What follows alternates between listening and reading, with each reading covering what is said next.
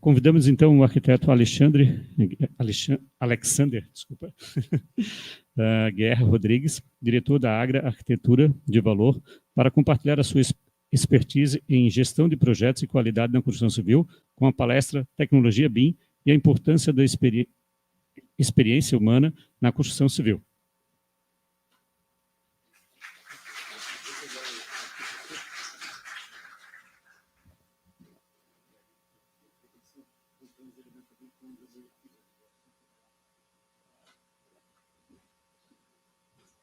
Boa noite.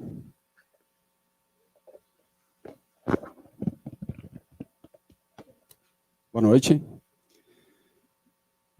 Primeiramente, eu gostaria de agradecer o convite, né? Fico lisonjeado de estar aqui com vocês, poder estar compartilhando o nosso conhecimento, trocando informações. Parabenizar, então, a organização do evento, enfim, o IFSC por estar propiciando a todos aqui um assunto que é novo e nem tanto, né? Mas que ele, de fato, vai ser algo que vai ser a sequência da nossa vida profissional. Acho que a gente não vai voltar ao CAD, né? A gente vai só daqui para frente. E parabenizando aos demais palestrantes aí também. Espero que a gente tenha um evento bem legal. O que eu vou falar para vocês hoje aqui, a gente teve um ciclo de palestras ontem, hoje já tivemos 2 palestras que falaram bastante sobre o BIM. Eu vou falar de um assunto que vai além do BIM, e que os colegas anteriormente já comentaram um pouco. Eu vou falar sobre o conhecimento que as pessoas têm que ter para desenvolver o BIM. E de que forma que a gente adquire esse conhecimento, ou seja, a gente vai falar do BIM e a experiência humana, e de que forma que isso vai estar elencando benefícios às obras e à construção civil como um todo. Então, me apresentando, meu nome é Alexander, eu sou arquiteto, tenho 22 anos de experiência, já projetei e executei mais de 400 mil metros quadrados. Nasci, basicamente, a minha história profissional como um proprietário de incorporadora. Fui proprietário por 20 anos de uma incorporadora lá na Serra Gaúcha, que é a Domini Incorporadora. E aí agora faz 2 anos que eu estou desenvolvendo projetos e gerenciamento de projetos, que é aquilo que mais me seduz dentro da construção civil. E aí eu vou trazer as experiências de 3 cases aqui para vocês, né, de projetos que foram feitos nos últimos anos aí. Esse é um empreendimento que talvez vocês conheçam, é o Oca Floripa. Ele fica no sul da ilha. O empreendimento fica ali na região do Campeche. Eu tive a felicidade de participar desse projeto ainda como sócio da incorporadora, desenvolvimento de todo o negócio, enfim. E a gente estava pensando nisso antes mesmo do novo acesso ao sul da ilha, então algo foi pensado lá em 2016, 2017, e que hoje é uma realidade ali e trouxe bastante benefício ali para aquela região. É um empreendimento que tem 27.700 metros quadrados, tem 84 apartamentos, 64 salas comerciais, aéreas, e a gente tem uma espécie de um mall de 50 lojas no térreo. Então, como eu falei, eu tive a felicidade de fazer o projeto arquitetônico, todos os detalhamentos, a gestão dos projetos complementares, de toda essa equipe interdisciplinar, em função de ser uma obra de grande porte, enfim, inúmeros profissionais tiveram participação, né? E a grande dificuldade, o grande desafio de uma obra desse porte é justamente a compatibilização e fazer com que todas as especificidades sejam respeitadas.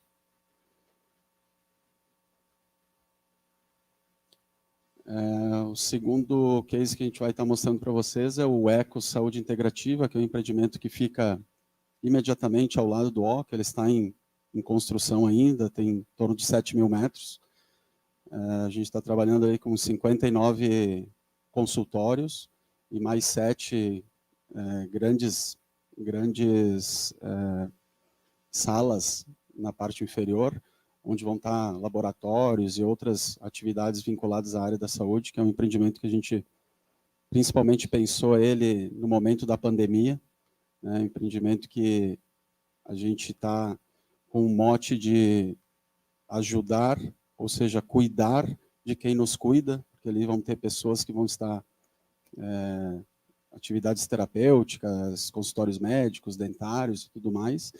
E na pandemia a gente identificou que existia uma certa dificuldade, né, para esses profissionais, em que eles estavam um nível de estresse altíssimo, enfim, e a gente pensou nesse empreendimento justamente para que eles tenham uma atração, um bem-estar, que é aquilo que o Campeche nos proporciona, questão de natureza e tudo mais. Procuramos trabalhar com questão de arquitetura biofílica e todos os benefícios que ela nos traz.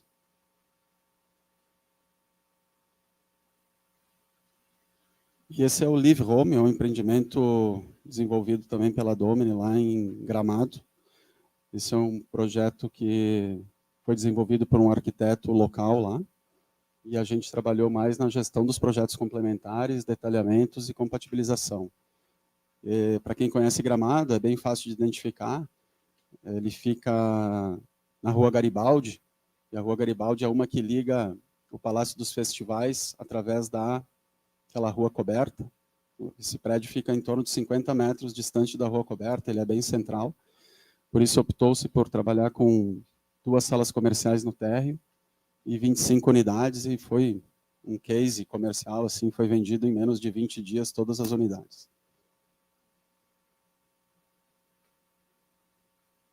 Bem.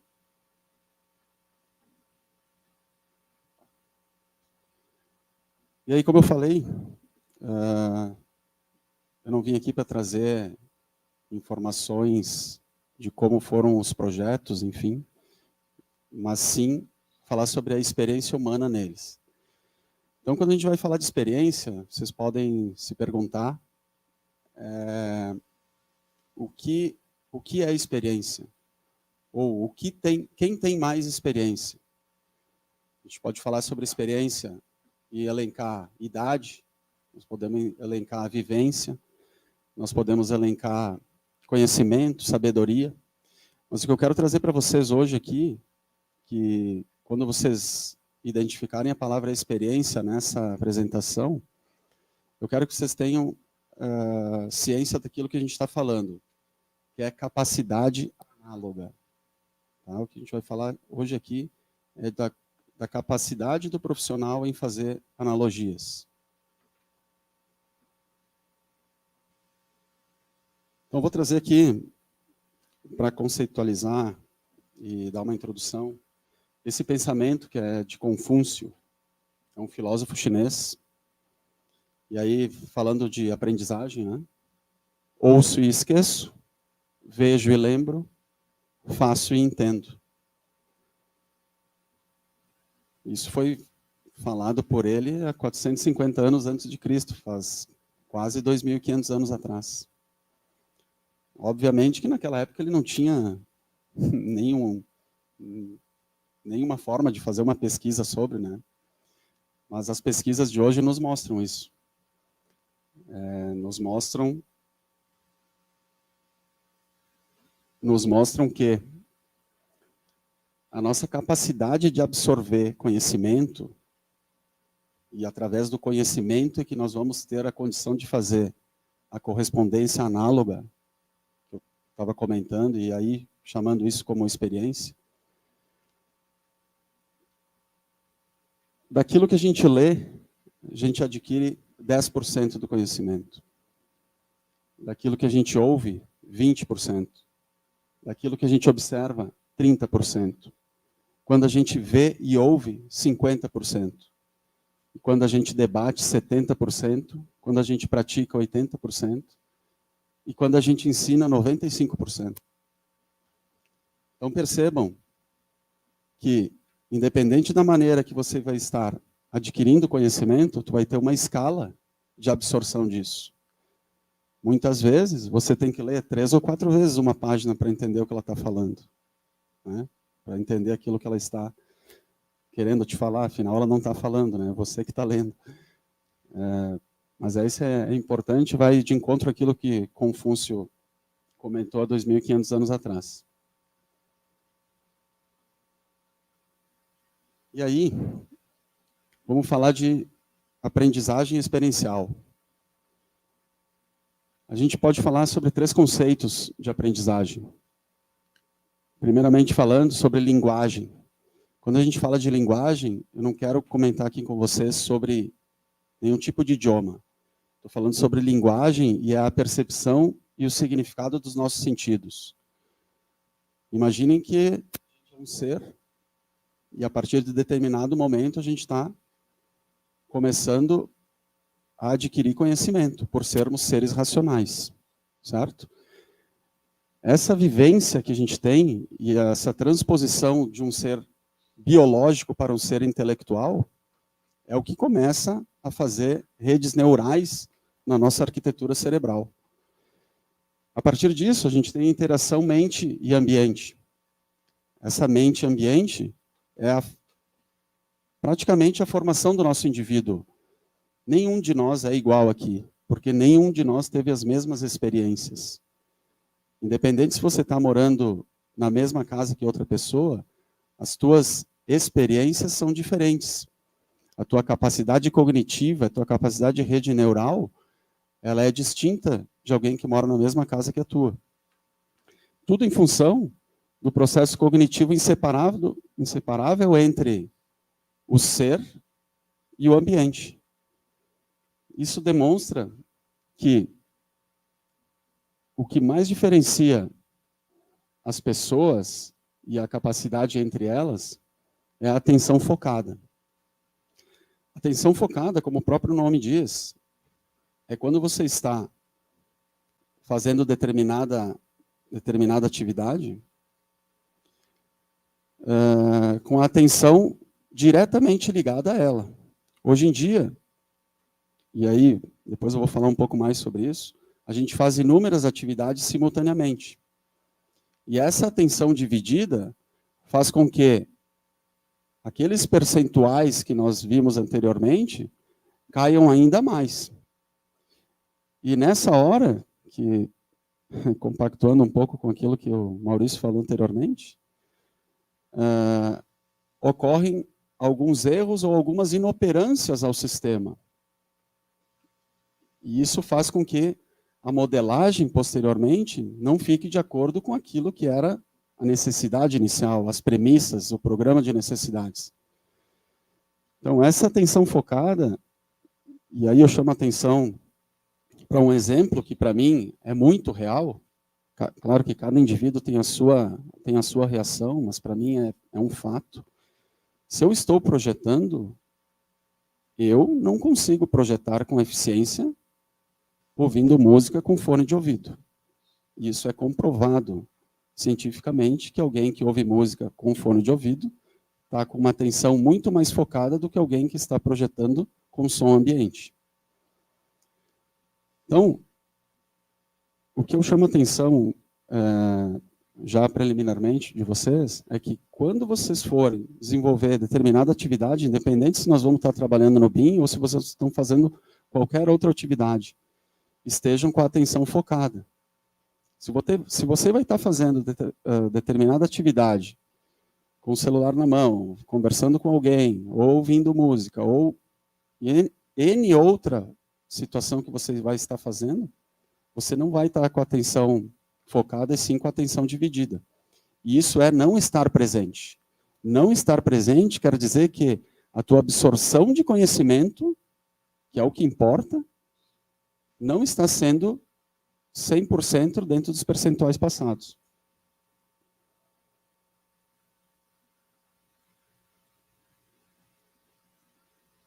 E aí, como é que funciona o processo de aprendizagem? O processo de aprendizagem, no nosso cérebro, ele identifica um problema. Ou seja, nós, como seres humanos, vamos identificar um dilema e vamos recorrer àquilo que a gente tem como referência ou como repertório interno na nossa mente.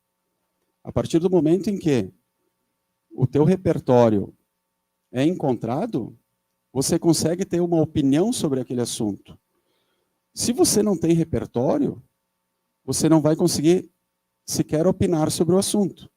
É a mesma questão alguém chegar aqui e quiser debater sobre música. Se a pessoa nunca tocou um instrumento, ela não vai conseguir debater sobre alguém que quer tocar piano. Então, é necessário que as pessoas tenham um repertório interno para depois poderem discutir e entregar determinado assunto. Ou seja, essa busca por experiências análogas é a primeira situação em que o nosso cérebro vai fazer. Se tu não tem armazenado na memória isso como um conhecimento, e por isso é necessária a atenção focada, você não vai conseguir fazer a inferência, ou seja, dar uma ideia sobre aquilo que não é presente. Se você tem que dar uma ideia, aquela ideia é algo ausente, certo? Se existe alguma interferência, é algo que você está vendo, algo que é ausente. Então você tem que olhar e enxergar, que é o que a gente vai falar na sequência.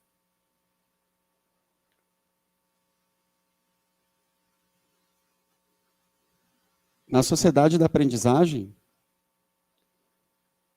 você tem que ter a competência de buscar a informação. Quando você busca informação, independente da forma como você for buscar, e aí cada indivíduo também tem a sua metodologia, enfim, da forma como absorve melhor a informação. Você vai fazer resumo, você vai fazer por vídeo, isso é algo que é de cada um. Essa busca de informação, ela vai ter que atender essa necessidade primária que você tem. Ou seja, ela vai ter que internalizar isso como um conhecimento interno para depois você usar ela para resolver os seus dilemas. E é dessa forma, essa interpretação, que é a interpretação desse conhecimento que vai transformar a pessoa em alguém que tenha condição de fazer uma análise crítica.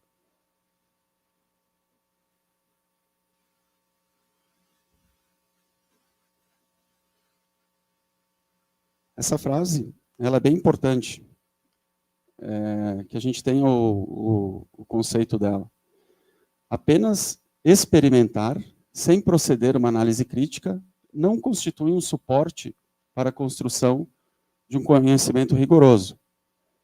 Ou seja, você apenas estar em um local, mas não estar prestando a tua atenção, você não vai estar em condições de adquirir aquele conhecimento e posteriormente utilizá-lo.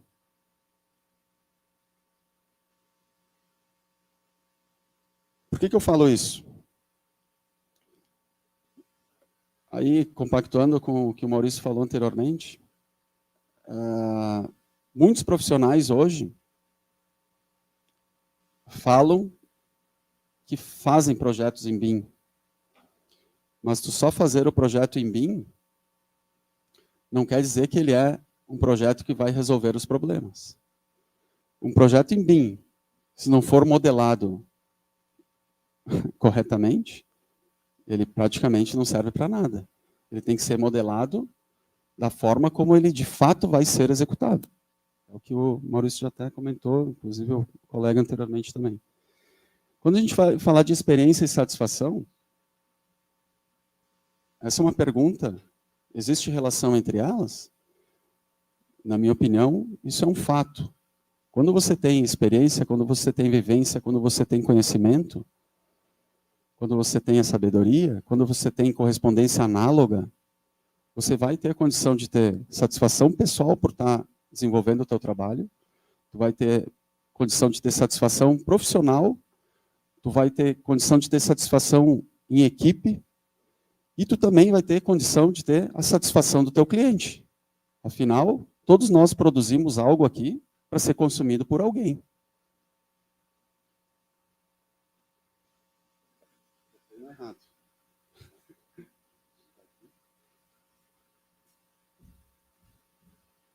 Acho que eu apertei no errado, agora no certo. Obrigado.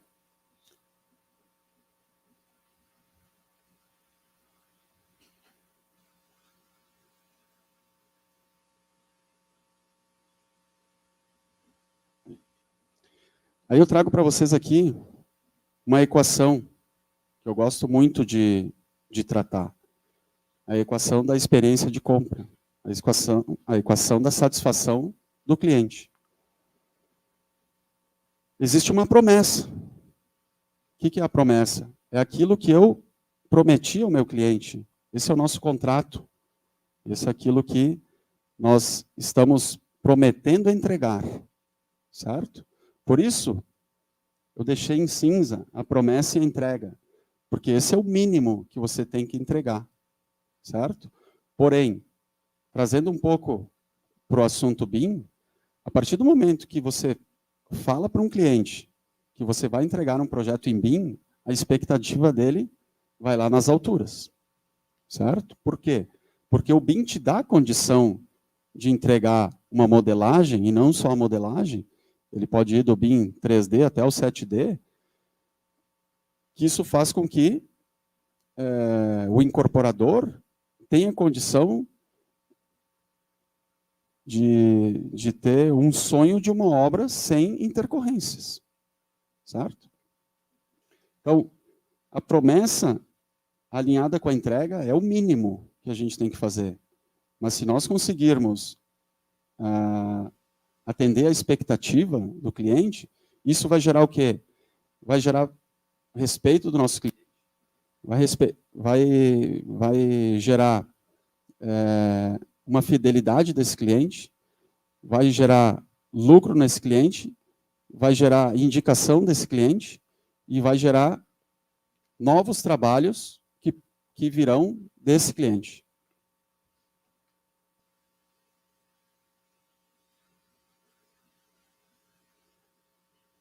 Então, falando de BIM, quando a gente tem um contrato para desenvolver em BIM, o que a gente precisa?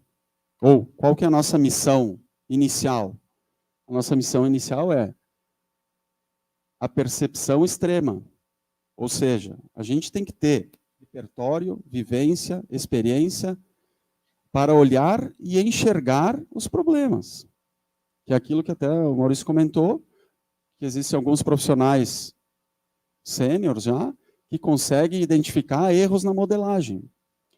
Essa identificação de erros na modelagem é a vivência que tu tem de obra, certo? E aí tu consegue identificar se a pessoa que modelou não modelou de acordo com, de fato, aquilo que será executado, ou, de fato, com aquilo que está no plano de contas que o próprio orçamento está comentando que seria a obra. A segunda relação que a gente tem que ter como missão de um BIM é a análise crítica. Você tem que verificar e corrigir. É o segundo passo depois de analisar e enxergar. E por último, o que você tem que entregar? A eficiência técnica. Eficiência técnica tu só vai entregar a partir do momento que tu tiver o conhecimento. Se tu não tiver conhecimento, tu pode ser o melhor modelador do mundo. Você não vai entregar a eficiência que está esperando um empreendimento. Só que não é só isso. Aquela era a tua missão. Só que qual que é a visão de quem está te contratando? Eu, como tive 20 anos sentado na cadeira do incorporador, eu sei o que o incorporador está pensando. Ele está pensando em tudo isso. Redução de desperdício. E aí, quando a gente está falando de desperdício, a gente está falando do custo da construção, a gente está falando de orçamento, estamos falando de plano de contas assertivo, estamos falando de nada de aditivo, estamos falando em dinheiro, certo? Quando a gente fala de aumento de produtividade, o colega da primeira palestra comentou, aumento de produtividade, ele fez uma obra que ele faria em 3, 4 meses, eles fizeram em 15 dias. Esse aumento de produtividade reflete cronograma de obra, reflete canteiro de obra, reflete, no fim das contas, em dinheiro. Tudo isso, no final, vai refletir no lucro de quem está executando essa obra. E o lucro ele é proporcional à efetividade daquilo que o BIM entregou como modelagem. Esse lucro proporcional, quando eu falo de lucro, eu não estou falando única e exclusivamente do resultado final do negócio. Eu estou falando de imagem da obra, eu estou falando de imagem do incorporador, eu estou falando de conceito do teu trabalho, eu estou falando de novas indicações, eu estou falando daquilo que, de fato, agrega valor ao ecossistema como um todo, a nossa construção civil.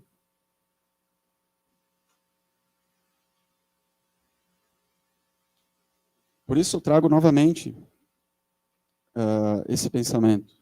Só a modelagem não resolve. A gente precisa da informação. Percebam que BIM, o B é Building, I é Information e M é modelagem. Se tu não tiver a modelagem com informação, não faz sentido tu fazer em BIM. E é isso que as pessoas têm que ter em mente, e para vocês que estão aqui querendo se capacitar, que um dia vocês vão estar projetando em BIM, se já não estão, vocês têm que entregar informação para essa obra. Certo? Tu pode ser o melhor modelador, mas se tu não tiver um modelo de acordo em que tu consiga escalar a escada do BIM, que é a modelagem, especificação, planejamento da obra, orçamento da obra, até itens de sustentabilidade, e chegar no as-built, que seja um as-built de acordo, que depois vai nos dar informações para ainda os problemas que venham a ter pós-obra. A gente tem uma modelagem do início ao fim, de acordo com aquilo que foi executado. Uma coisa que é bem presente nas obras é a partir do momento em que o supervisor da obra, ou o gestor da obra, ou o mestre de obras, ou qualquer profissional que esteja na obra, identifique que aquele projeto está errado, que aquele projeto é inexequível. Existe um descrédito pelo projeto, posteriormente, em que eles disseram, bom, se eles não conseguiram resolver no projeto, nós vamos resolver aqui. E a obra vai ter que resolver. Eles vão ter que executar. Porém, se eles começam a pegar um projeto assim, o segundo, o terceiro, aí sim eles não olham mais teu projeto para nada. Então, é bem presente isso no meio da construção civil, que a gente precisa entregar projetos que tenham créditos, aquilo que possa ser executado, para que a gente não fique à mercê de um julgamento, que, como o colega falou anteriormente, eles ficam encontrando erros no projeto para ser mais fácil para eles resolver da melhor maneira na obra ali, de uma maneira mais ágil. E isso é o que faz depois o canteiro de obras ter um custo muito mais elevado do que o convencional, do que aquilo que foi projetado, do que aquilo que foi orçado, e isso vai dar um retorno bem menor do que aquilo que era o esperado pelo incorporador.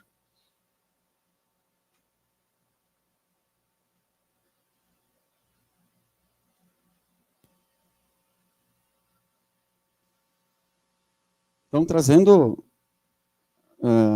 alguns dados aqui sobre as 3 obras. O Oca Floripa é um empreendimento que vocês perceberam que ele era muito maior que os demais, e por isso foram contratados profissionais sêniores, ou seja, profissionais que tinham uma grande capacidade de correspondência análoga. E aí, das revisões de projeto, não estou falando que teve 6% dos projetos revisados, estou falando que das revisões dos projetos, 6% deles foram por questões de inexperiência de determinado assunto. Já no Ecos, a gente tinha uma equipe mista, ou seja, era formada por profissionais plenos, não eram sêniores, e estagiários. Isso denotou que 50% das revisões de projetos foram baseadas em inexperiências de quem estava modelando. Já no LIVE, que era uma equipe radicada lá em Gramado, que também entregou aquela promessa que ia fazer no BIM, ia me entregar tudo compatibilizado. E aí, Maurício, Chegou um dia que eu disse pro rapaz, eu quero fazer no Manteiga melhor que tu no BIM. Porque o BIM usou o BIM apenas como uma graficação. A graficação fica maravilhosa. É lindo ver um projeto no BIM. É bem diferente de ver no AutoCAD. Tem todas as conexões, todas as peças, parece que tudo funciona. Mas, de fato, se a pessoa que está projetando em BIM, ela está olhando para a tela e não está enxergando, ela não consegue ter análise crítica, ela não consegue corrigir, ela não consegue identificar os problemas. E aí ele fica só uma prancha muito bonita que vai para a obra, e depois tu amassa e executa conforme tu acha.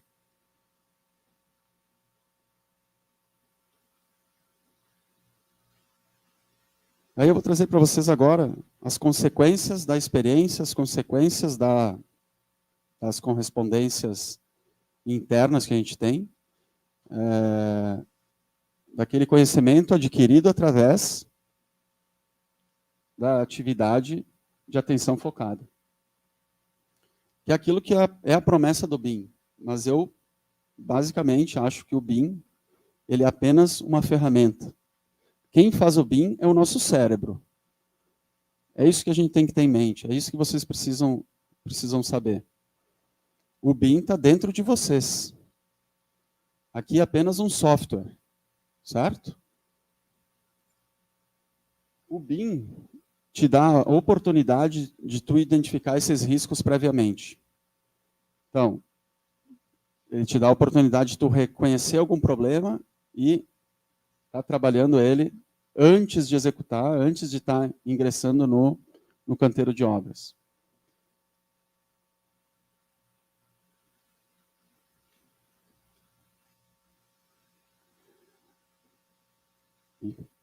O BIM gera resultado.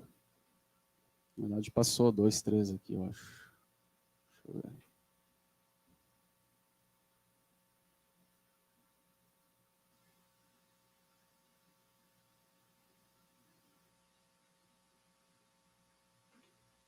Tá voltando.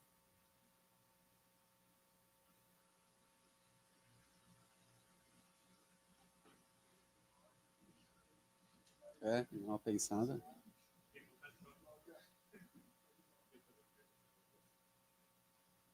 Foi tua filha.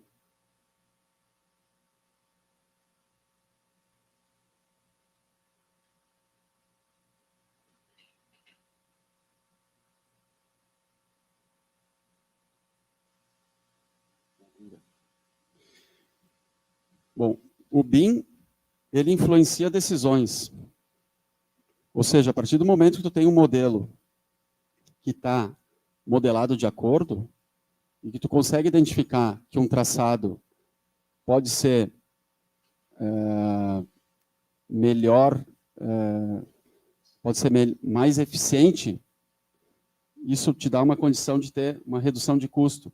Essa visão periférica que o profissional que está desenvolvendo o projeto, e aí quando eu falo do projeto, é desde o arquitetônico até os complementares, todos esses profissionais deveriam ter essa capacidade de fazer essa interface entre os próprios projetos. Uma coisa que eu bato muito na tecla é que não adianta cada profissional dar o seu melhor. Ele tem que dar o seu melhor dentro daquilo que são as diretrizes primárias e premissas do projeto. As premissas que são a modelagem como um todo, certo? Todos os profissionais precisam estar diante daquela premissa inicial de estar respeitando as condições para nós termos uma eficácia no projeto. A tradução de interferências também vem da experiência, vem da identificação de como o profissional está olhando para o modelo, enxergando e verificando da melhor forma que ele vai estar interferindo na obra ou no modelo para maximizar os resultados.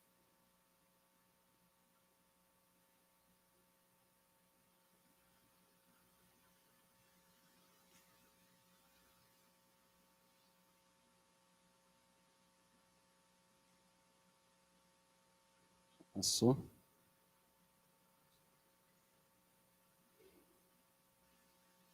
a experiência gera resultado. Já falei anteriormente, vai gerar o resultado tanto do custo da construção, quanto de imagem da obra, quanto de imagem da incorporadora, quanto da tua própria imagem como projetista.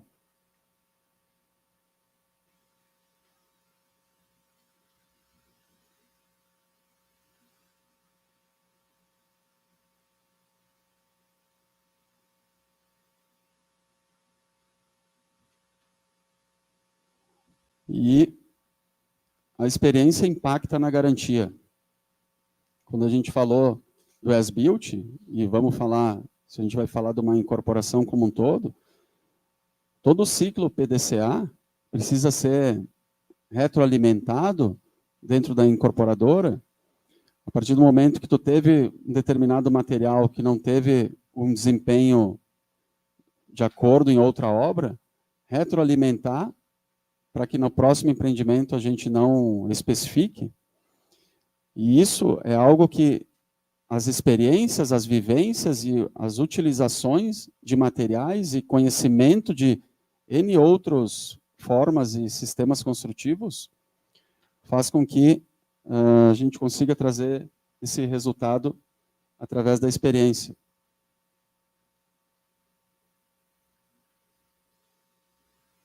Então, pessoal, eu agradeço a oportunidade. Quero deixar essa mensagem para vocês, que não apenas vocês se capacitem na modelagem, vocês precisam se capacitar com atenção focada naquilo que vocês estão dentro da sala de aula, numa visita a um canteiro, no teu trabalho. É assim que você vai estar adquirindo conhecimento para depois colocar em prática dentro de uma modelagem, dentro de um orçamento, de um planejamento de obra, dentro de uma execução de obra. E é isso que a gente tem que ter em mente para que a gente consiga ter resultados positivos.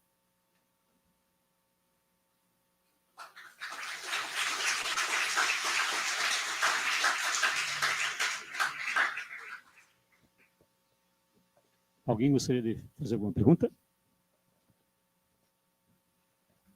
Boa noite, meu nome é Luciana, eu sou professora do Departamento de Construção Civil.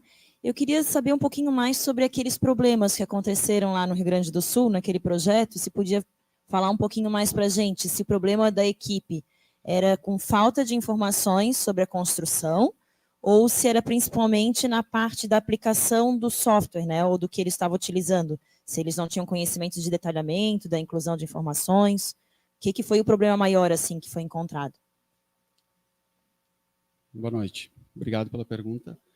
Na verdade, o maior problema que aconteceu é que a pessoa que estava fazendo a modelagem, ou o escritório, na verdade, né, mas basicamente estava concentrado em duas pessoas, essas duas pessoas não tinham vivência de obra, certo? Ou seja, ocorriam erros que eram básicos.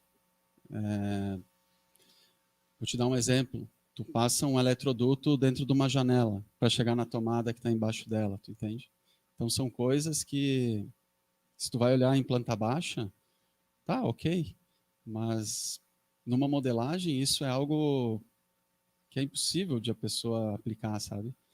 Então isso gera um transtorno para quem está fazendo a coordenação interdisciplinar, porque tu está falando com alguém que nunca pisou num canteiro e, na verdade, ele é um contratado teu, né? Vamos dizer assim, tu contratou um escritório, o escritório delegou isso aí para uma pessoa que não tinha capacidade técnica para fazer.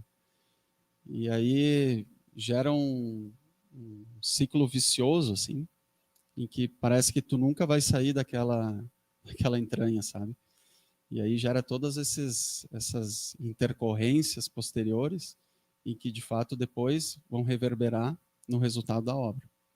Mas, de fato, foi por problema de capacidade técnica, assim. Te dei um exemplo, mas tem N outros, né? Mais alguém?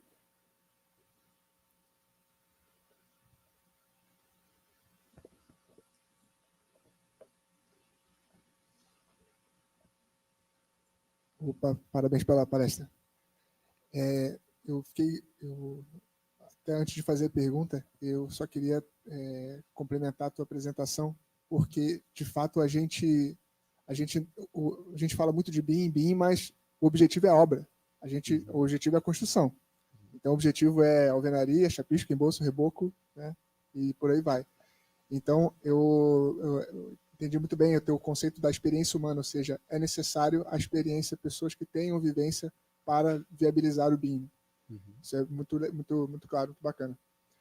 Eu queria entender como é que vocês conseguiram fazer a medição, a aferição comparativo naqueles 3 gráficos. Como é que foi o controle disso para saber que um foi 4 ou 6%, o outro foi tantos por cento e o outro foi 50%? Se teve alguma ferramenta tecnológica ajudando a isso? Ou seja, toda vez que teve um problema, guarda isso em algum lugar e depois a gente vê como é que faz uma conta disso. Na verdade, a Domini, desde 2010, ela é certificada pelo ISO 9001, né, que é uma certificação de qualidade, né?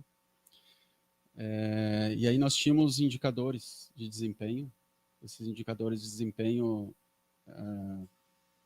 de diferentes setores da empresa, e os indicadores de projeto eram índices de retrabalho, né, no caso de retrabalho de projetos, ou do número de retornos que a gente tinha também em órgãos municipais, para identificar se de fato o setor que estava com problema, né, o setor de projetos, ou se eram problemas que de fato o município estava pedindo coisas que até então não pediu. Enfim, eu gostava sempre de ter essa relação. E aí, no momento que a gente tem as revisões, a gente mensalmente cataloga quais são as revisões. Não é através de um software, infelizmente, a gente faz uma planilha do Excel mesmo e gera um gráfico. Mas eu acho importante a gente entender onde estão os problemas para a gente poder corrigir e fazer a melhoria contínua, né?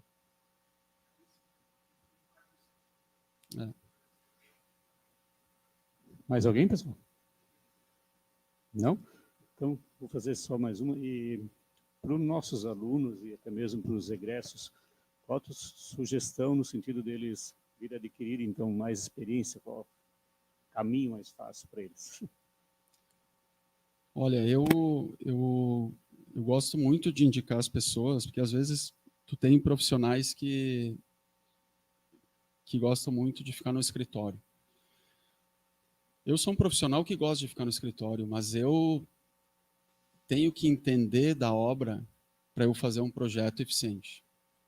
Essa é uma premissa básica, assim. Eu acho que para vocês, no momento em que vocês estão aqui estudando, vocês têm que ter estágios para que vocês consigam identificar e estudar diferentes sistemas construtivos.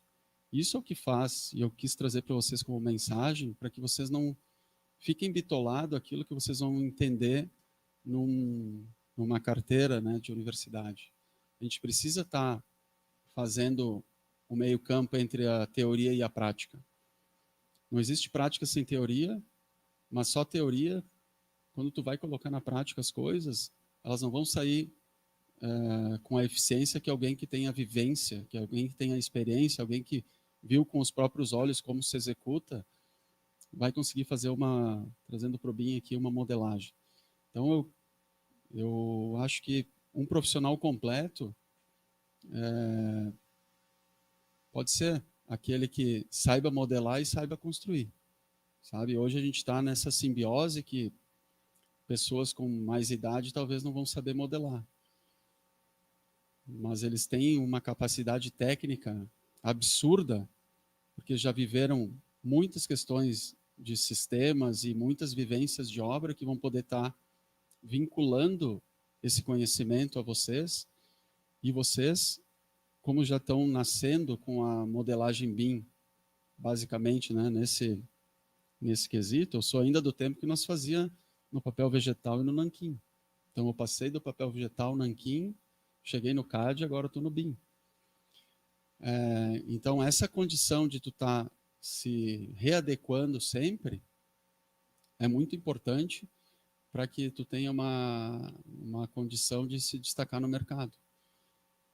Eu acho que a vivência entre prática e teoria seria, vamos dizer que sim, uma grande indicação para a tua pergunta.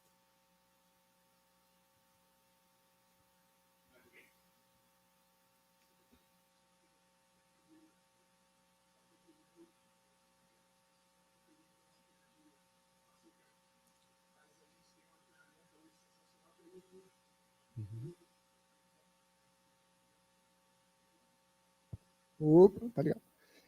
Hoje a gente tem uma ferramenta sensacional que é o YouTube.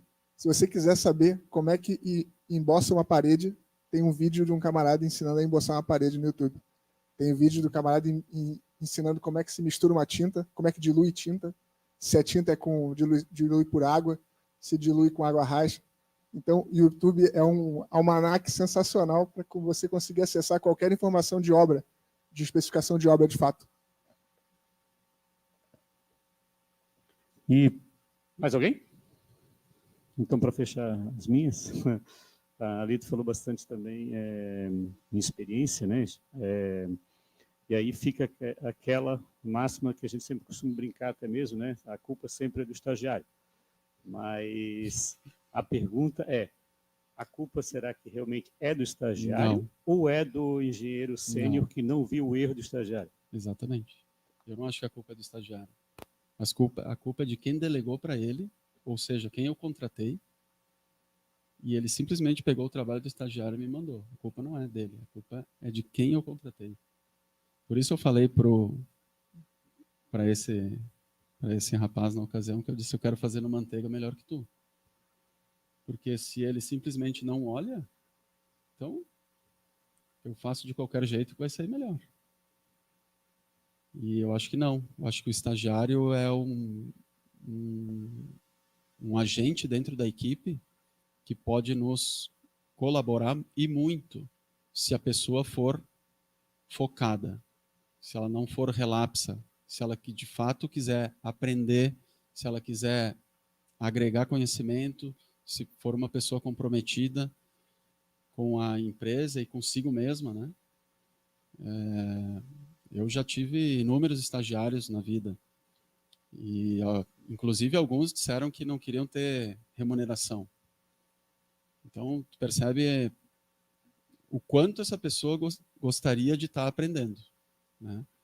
E acho que não. Acho que o estagiário ele é alguém que pode colaborar e muito, desde que ele seja bem assessorado.